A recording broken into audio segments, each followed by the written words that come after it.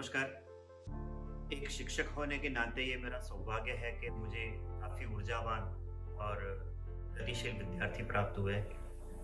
2015 के एक पीडीसी के कार्यक्रम के अंतर्गत मुझे एक मौका मिला और मैंने एक बात विद्यार्थियों के सामने रखी कि हर साल नोटबुक बनाने के लिए इटली के बराबर के कद के जंगल काटे जाते हैं और उन्होंने ये चीज़ का बड़े अच्छे से स्वीकार किया। यही नहीं, उसके पश्चात ये जो पूरा कार्यक्रम संवेदन है वो शुरू हुआ और मुझे बड़ी खुशी होती है आज इसको इस तरह से फला-फूला देखते हुए कि एक बात छोटी सी है पर बहुत बड़ा बदलाव कर सकती है। शिक्षक तो किसान की तरह होता है, वो हर जगह पर दाने डालता रहता है, पर ये जो दाना आज उसमें से ये बड़ा वटवृक्ष बना है, उसके लिए मैं उनका अभिवादन करता हूँ। विचार तो सभी के पास होते हैं, पर उसको अमल में रखना ये सबसे बड़ी बात है। मैं कामना करता हूँ कि आप और भी आगे बढ़े और ये प्रकल्प को पूरे देश में बल्कि समूचे विश्व में ले जाए। 25 मई 2015 को मेहसाणा इकाई की साप्ताहिक बैठक में एक ऐतिहासिक निर्णय लिया गया, जिसको आज हम संवेदन के नाम से जानते हैं। बैठक में कार्यकर्ताओं के बीच पहले एक बात चली कि क्या हम गरीब बच्चों की पढ़ाई के लिए कुछ नहीं कर सकते। तभी एक कार्यकर्ता ने कहा कि हमें बुक कलेक्ट करके गरीब बच्चों को देनी चाहिए। तभी दूसरे कार्यकर्ता ने कहा कि बुक तो गवर्नमेंट फ्री में देती है। फिर और चर्चा चली और अंत में यह तय हुआ कि हमें विद्यार्थी जो नोटबुक यूज करते हैं उसके पीछे कहीं ब्लैंक पेज रह जाते हैं और वो नोटबुक्स को भी रद्दी में दे देते हैं और ऐसे वो जो पेज वेस्ट जाते हैं और पर्यावरण का भी नुकसान होता है। और फिर तय हुआ कि हम घर घर और स्कूल कॉलेज जाकर पेज कलेक्ट करेंगे। कार्यक्रम का तो सुझाव आ गया, लेकिन अब बारी थी इस कार्यक्रम के नामकरण की। कार्यकर्ताओं ने बहुत सोचा। फिर एक कार्यकर्ता के मन में विचार आया कि हम कोरे पेज इकट्ठा करने के लिए किसी भी धर्म, जाति और संप्रदाय से ऊपर उठकर समाज के हर एक घर से इकट्ठे करेंगे और समाज के हर उस पिछड़े हुए परिवार में इन नोटबुकों को पहुंचाएंगे। इससे एक संवेदना का भाव उत्पन्न होगा। तो संवेदना का भाव जो उत्पन्न होगा है, उसी के नाम से कार्यक्रम का नाम हुआ संवेदन। कार्यक्रम तो तय हो गया।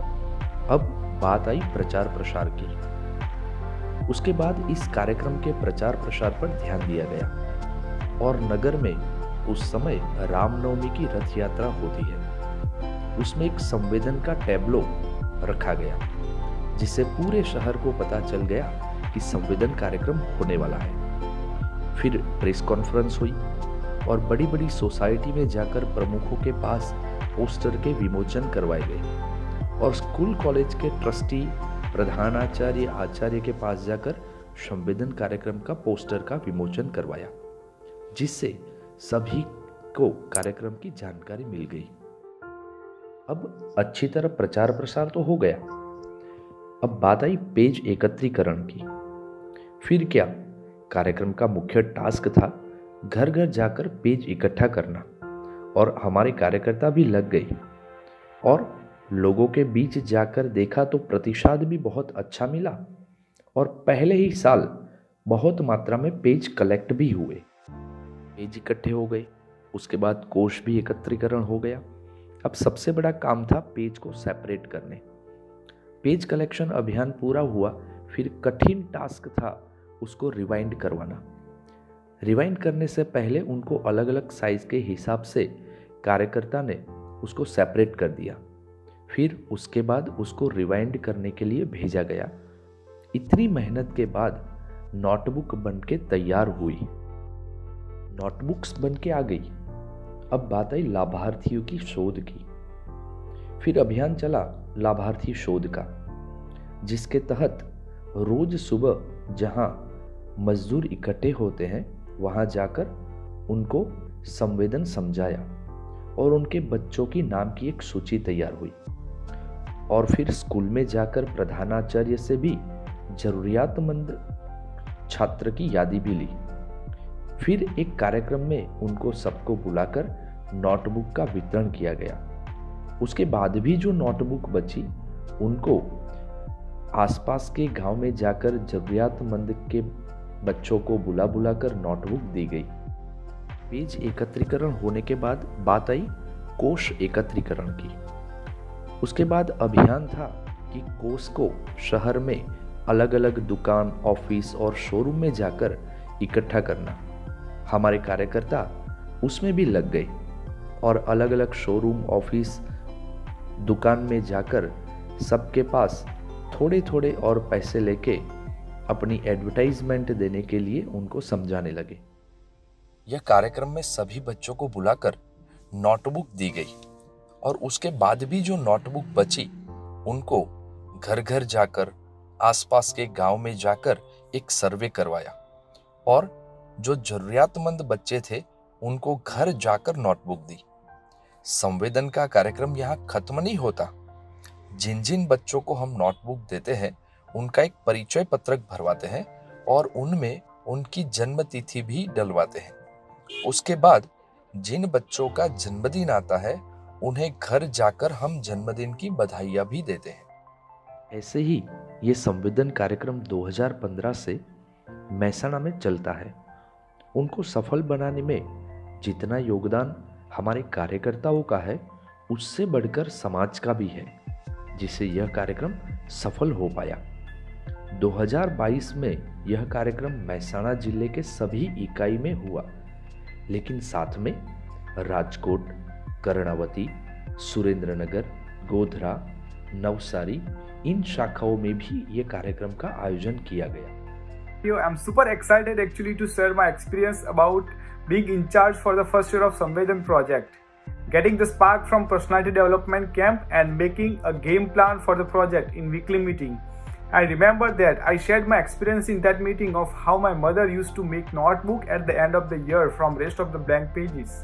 We planned the work and we worked on the plan and made the things happen. संवेदन प्रकल्प से जुड़कर विद्यार्थी 3 महीने के अंदर MBA डिग्री में आने वाले सभी प्रकार की जो स्किल होते हैं उसको सीखने की काबिलियत रखता है और उसको सीख जाता है। दूसरा ये कहना चाहूँगा कि ये संवेदन प्रकल्प समाज में आर्थिक तौर पे संपन्न वर्ग और आर्थिक तौर पे कमज़ोर वर्ग के बीच में जोड़ने का एक उत्कृष्ट उदाहरण है, जिसे हम आगे भी बहुत बढ़िया तरीके से ले जा सकते हैं और समाज में एक उत्तम उदाहरण प्रस्तुत कर सकते हैं। नमस्कार। बंजर धरती करे पुकार, पेड़ लगाकर करो श्रृंगार। और इसी को सार्थक करते हुए ABVP मेहसाणा इकाई साल 2015 से संवेदन प्रकट करते हुए मेहसाणा जिले के हर एक व्यक्ति के कार्यों और विचारों में पर्यावरण के प्रति जागृति की नई उम्मीद जलाई है। आज मेहसाणा का हर एक व्यक्ति कहता है कि संवेदन छात्र सेवा का एक गहना है। आज मेहसाणा में पेज डोनेटर से लेके पेज संवेदन लाभार्थी तक हर व्यक्ति को संवेदन से एक श्रृंखला में जोड़ा है। 2019 में संवेदन परियोजना में काम करते करते मुझे यह अनुभव हुआ कि ऐसे ही छोटे छोटे विषय पर काम करके हम पर्यावरण बचाव के साथ साथ विद्यार्थियों को शिक्षा क्षेत्र में होने वाली समस्याओं में मदद करने से बड़े परिणाम प्राप्त कर सकते हैं और हम ऐसे ही सेवा कार्य करके राष्ट्र निर्माण के कार्य में अपना योगदान दे सकते हैं। नमस्कार। 2020 में जब संवेदन प्रकल्प इंचार्ज की जिम्मेदारी प्राप्त हुई तो संवेदन में से ये ज्ञात हुआ कि कोई भी समाज, क्षेत्र और संप्रदाय में से आने वाला कोरा कागज एकजुट होकर पर्यावरण की सुरक्षा करना, लोगों में जागृति फैलाना और देश की प्रगति की प्रथम सीढ़ी कहे तो संवेदन कार्यक्रम। विद्यार्थी जीवन का सर्वश्रेष्ठ अनुभव मुझे संवेदन प्रकल्प से मिला है। एक विद्यार्थी कैसे जीवन में पढ़ाई के साथ साथ पर्यावरण, समाज के विभिन्न वर्ग एवं राष्ट्र के लिए कुछ कर सकता है, वो संवेदन प्रकल्प ने साकार किया है। संवेदन प्रकल्प के माध्यम से विद्यार्थी परिषद ने पक्के मकान और झोपड़पट्टी के बीच की दीवार को तोड़कर समरस भाव जगाने का कार्य किया। नमस्कार। 2015 में मेहसाणा इकाई के छात्रों ने एक छोटा सा कार्यक्रम संवेदन शुरू किया, जिसके क्रम में वो छात्र अन्य छात्रों को साथ में लेते हुए नोटबुक के पीछे छूटे हुए पूरे कागज को इकट्ठा करके नोटबुक बना के पूर्व विद्यार्थियों को, छात्रों को देते हैं, जिसके कारण काफ़ी कुछ गरीब विद्यार्थियों को मदद मिलती है। हजारों की संख्या में नोटबुक बचने के कारण आज वृक्षों की कटाई, सोलवन पानी का भी बचाव होता है। आज संवेदन एक मेहसाणा इकाई में रहते हुए पूरे भारत में एक अपनी पहचान बना चुका है। ये कार्य करते हुए समाज में समरसता का भाव और छात्रों के मन में समझने का भाव निर्माण हुआ है।